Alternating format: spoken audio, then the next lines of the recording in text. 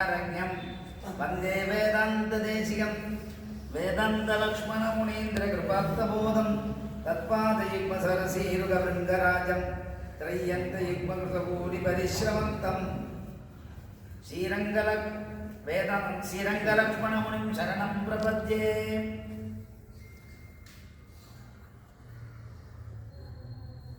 உள்ளம் உரை செயல்வர் ஆழ்வர் எம்பெருமானும் கீதாச்சாரியன் ஸ்ரத்தாத்ரய குண விபாகத்தில் சொல்றான். காயிக வாச்சிக மானசிக தபசு அப்படின்னு நம்ம ஸ்தாபனமானது நன்கு வெளிக்கொணர வேணும். வெளிக்கொணராத இல்லை, நன்கு எல்லா விதத்திலையும் ஞானத்திலையும் ரெண்டு முக்கியம். ஞானமும் தபஸும் முக்கியம். வேதத்தில் தபசா தப்பியத்வம் அப்படின்னு இருக்கு. ஞானம்ன்றது நமக்கும் அதுதான் பிரமாணம் பிரமேயம் பிரமாதா. இந்த பிரமாணம் வேதா பிரமாணம். அதிலே அந்த வேதத்தினால் அறியப்படுவன் எம்பெருமான் பிரமேயம். இந்த பிரமாணத்தையும் பிரமேயத்தையும் நமக்கு தெரிவிப்பவர் பிரமாத்தாக்கள் ஆச்சாரியர்கள். அதனால் ஏற்படுவது பிரமிதி அப்படின்னு சொல்றோம். இதுதான் நமக்கு ஞானம். இந்த ஞானம் எப்படி இருக்கணும்னு சொல்றச்ச ஞானம் தபஸ்ன்னு எப்போ வினயான் விதவேவ நித்தியம். இங்கிலீஷ்ல விக்னாம் ஒபீடியன்ட்லின்னுவா. ஞானமும் தபசு இருந்ததுன்னா அதுக்கு துர்வாசரை சொல்லணும். அம்பரீஷ விருத்தாந்தத்தில் வரைச்சே அந்த மாதிரி வருது. அப்போ என்னாச்சு, ஞான மாத்திரம் பிரதானம் இல்லை. அதனால ஞானம் தபசு மாத்திரம் பிரதானம் இல்லை. இது ரெண்டுத்துக்கும் முக்கியமாக இருப்பது. ஏன் இது இந்த சம்பந்தம் இல்லாத பேசுறேன்னு நீங்கள் நினச்சிப்பாரு. இது சம்பந்தத்தோடு தான் வருதுங்க. வினயம்னு விக்னாமிடு. இங்கே பொதுவாக மனசு வேறுபாடு உடையது. நாம் இருக்கிறது ஒவ்வொரு ஜீனியஸ் வேற, நாலெட்ஜ் வேற, எல்லாத்துக்கும் ஒவ்வொரு விதமான கருத்துக்கள் தோன்றும். நம்ம இருக்கத்துல பேர் இருக்கும். அந்த பலவித கருத்துக்கள் நமக்கு பலவாறாக தோன்றும். அதை பல பேர் சொன்னாக்கா பல பேர் கருத்தும் ஏற்றுக்கவும் முடியாது. அது ஒரு சிரமமாக இருக்கும். அதனால சமுதாயமாக எது நம்ம ஆசிரமத்துக்கு நம்ம சம்பிரதாயத்துக்கு தொண்டு, அது தொகலை இல்லாமல் அது நாம் தெரிந்து கொள்ள வேண்டும். அதுக்கு ஊற்றத்தோடு தேற்றமாக இருக்கணும். நான் சொன்னேன் கேட்கல அப்படின்னு விலகவும் கூடாது. நான் விலகியே இருக்கேன், நான் இதில் தலையிட மாட்டேன் அப்படின்னு சொல்லக்கூடாது. அதனால அகமயிகா புத்தி, நம்மாச்சாரியன், நம்ம ஆசிரமம், நாம் செய்ய வேண்டிய கடமை அப்படின்றது நமக்கு இருக்கணும். தவிர்த்து அவர் சொன்னா செய்ய மாட்டேன், நான் சொன்னா கேட்க மாட்டேன், அந்த மாதிரிலாம் போகவே பேசவே கூடாது. அது எல்லாருக்கும் இது அடியனுக்கும் இது உண்டு, உங்களுக்கும் உண்டு. அது எப்பொருள் யார் யார் கேட்பனும் அப்பொருள் மெய்ப்பொருள் காண்பது அறிவுன்னா அந்த மாதிரி அவர்கள் விஷயத்திலையும் சொல்ற யுக்தி யுக்தம் வச்சோகிராக்கியம் பாலாதபி சுகாதபின்னா. ஆழ்வார் என்ன சொன்னா, பாலகன் என்று பரிபவம் செய்யன்னு. நீ என்னடா சின்ன பையன், உனக்கு என்ன தெரியும் அப்படின்னு நினைக்காது. ஏன்னா அவளிடத்திலேயே நல்ல விஷயங்கள் இருக்கும். அது ஆராய்ந்து அந்த விடயத்தை நாம் எடுத்துக்கொள்ளணுமோ தவிர்த்து நீ என்ன சொல்றது நான் என்ன கேட்கறதுன்னு அந்த பாவம் வரக்கூடாது. நம்ம சமுதாயத்தில் பொதுவாகவே தெரியவெல்லாம் என்ன பண்ண, உனக்கு என்ன தெரியும், நீங்க பேச வந்துட்டியா அப்படியே சொல்லி சொல்லி சொல்லி சொல்லி சாஸ்திரங்கள்லாம் ஒரு மாதிரி ஆயிடுது. அந்த மாதிரி இப்போ இளம் தலைமுறை இருக்கு, உனக்கு என்ன தெரியும் அவனுலாம் சொல்லக்கூடாது. நம்ம ஆச்சாரியன் சம்பிரதாயம் இந்த மாதிரி இருக்கு, இந்த மாதிரி நிமிஷத்தில் இருக்கு, இந்த எம்பெருமான் அங்கே சொல்லச்சே ஆழ்வார் சுவாமி தேசிகன் நமக்கு ஆச்சாரியா என்ன தரான்னு சொல்றான். தாயத்வேன தயாதனா ஸ்வயம் அவிது தத்தாத்மனாம் தேசிகான்னு என்ன சொன்ன நமக்கு தரான்.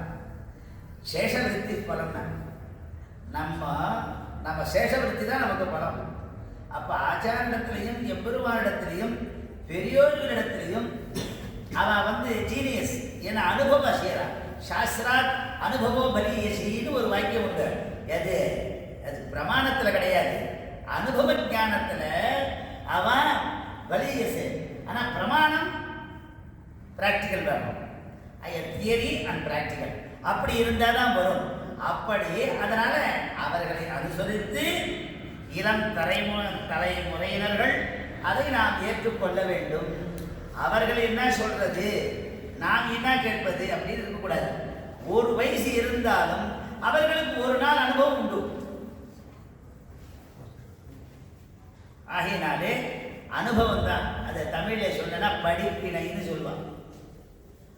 அப்பதான் அணுக்கனாயிருந்து கற்றார் அப்படின்னா, அணுக்கன்னா ரொம்ப நெருக்கமாக இருந்து வெறுக்காத உருக்கத்தோடு அந்த ஞானத்தை கற்பதுதான் அணுக்கர்னு சொல்றது.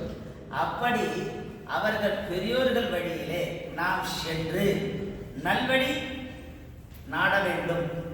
அது நமக்கும் சரி எதிராளிகளுக்கும் சரி. அவர்கள் எப்பவுமே அவர்கள் சொல்றத நாம் வாங்கிட்டு அதுக்கப்புறம் நம்மளுடைய யுக்தியை தெரிவிக்கணும். அதை சொல்லாத, நான் சொல்றதான் கேட்கணும், நீ கேட்கக்கூடாது. இல்லை ஒன் மேன் ஷோவே இருக்கக்கூடாது. இந்த ஒன் மேன் ஷோ கொஞ்சம் இந்த தலையை எடுக்கிறது, அந்த தலை எடுக்கவே கூடாது. ஒன் மேன் ஷோவே எங்கேயும் இருக்கக்கூடாது.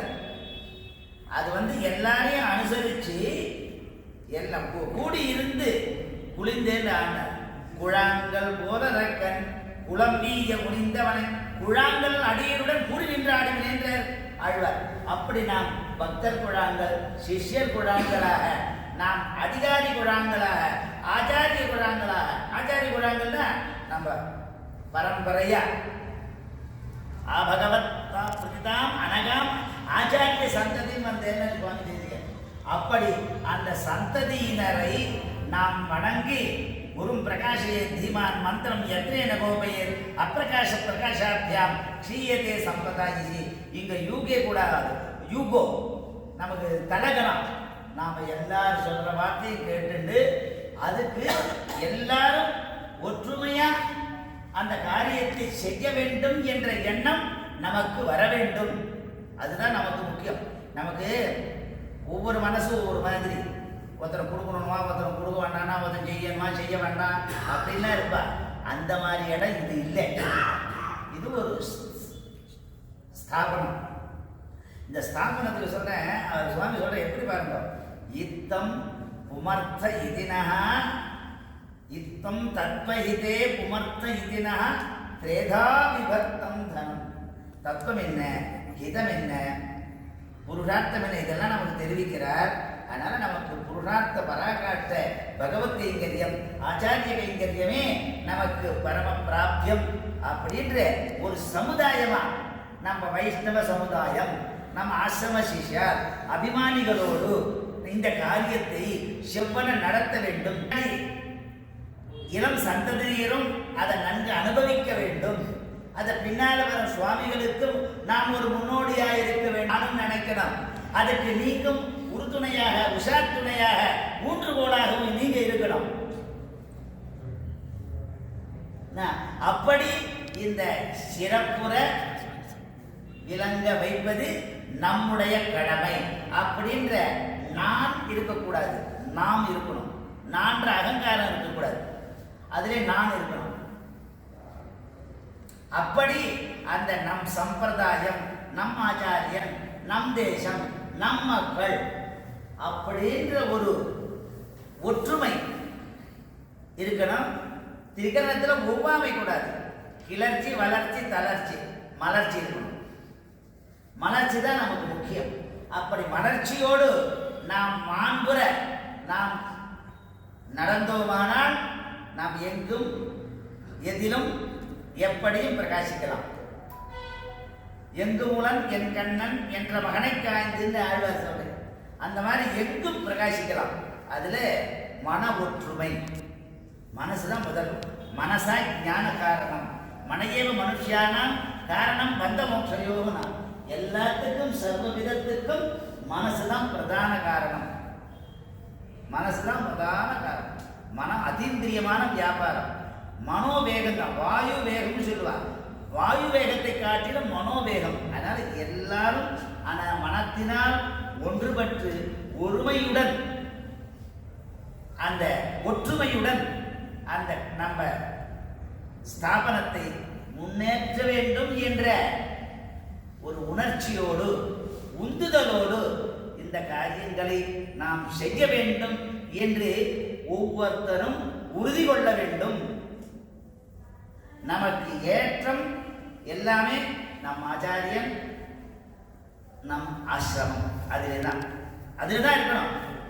அவன் சொன்னா இவன் சொன்னா நான் வரமாட்டேன், நீ வரமாட்டேன், அவன் இங்க யார் சொன்ன, யார் என்ன ஆசிரமம், என்னை யார் சொல்றது, நான் வருவேன், நான் செய்வேன் அப்படின்னு ஒரு ஈடுபாடு வரணும். இதுல அவன் சொல்லிட்டான் நான் மீட்டிங் வரமாட்டேன், அவர் ஏதோ சொல்றார், இவர் ஏதோ சொல்றார், அப்படி பண்றார், இப்படி பண்றார், இந்த மாதிரி பேச்சுக்கெல்லாம் இடம் கொடுக்கவே கூடாது. அது நம்ம ஒரே ஒரு நோக்கம், பரந்த உயர்ந்த உள்ளம், பரந்த நோக்கம், சிறந்த செயலோடு நம் ஆசிரமம் நமக்கு ஏதோ இந்த காலத்தில் நமக்கு ஒரு கைங்கரியம் கிடைத்து இருக்கு. அந்த கைங்கரியத்தை செவ்வன செய்து அந்த மக்களுக்கும் நமக்கும் நல்வழி நன்மங்களை ஏற்படுத்துவதே நம்முடைய கடமை அப்படின்றத ஒரு உறுதி பூண்டு மேலும் மேலும் இந்த அபிவிருத்திக்கு நன்கு பாடுபட வேண்டும், பாடுபடுவோம். என்னையும் சேர்த்துக்கிறேன். அப்படி அந்த மாதிரி பாடுபட்டு நம் சம்பிரதாயத்தை நன்கு சிறந்த விளங்க வைப்பதே நம்முடைய கடமை என்று சொல்லி முடித்துக் கொள்கிறேன். கைதாரி சிம்மாய கல்யாண பிரசாரணை ஸ்ரீமதே வெங்கடேசா வேதாந்த வேணுமா? உங்களுக்கு நம்ம ஒண்ணுமா, இது நம்ம இடத்துல அதெல்லாம் ஒண்ணு வேண்டாம், நம்ம இடத்துல அதெல்லாம் ஒண்ணு வேண்டாம் சுவாமி, அதெல்லாம் ஒண்ணு வேண்டாம். எல்லா மீட்டிங் பண்ணிட்டு இருக்கோம்னா அதை இன்னைக்கு புதுசாக ஆரம்பிக்கிறாரு.